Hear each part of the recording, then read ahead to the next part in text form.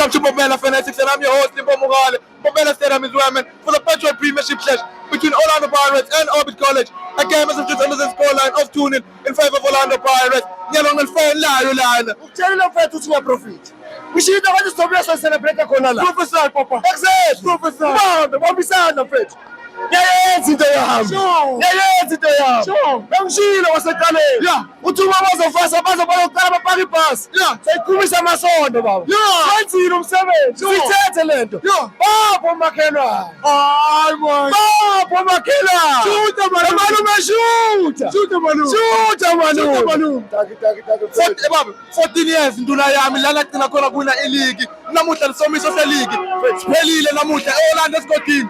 Patriot Premiership winners khuluma nami. Mfethu, sijabula kakhulu mfethu. Yabona bekashilo uMabaso ukuthi hey, ngabe siyole game le besizofa sibulawe inhliziyo kuphela.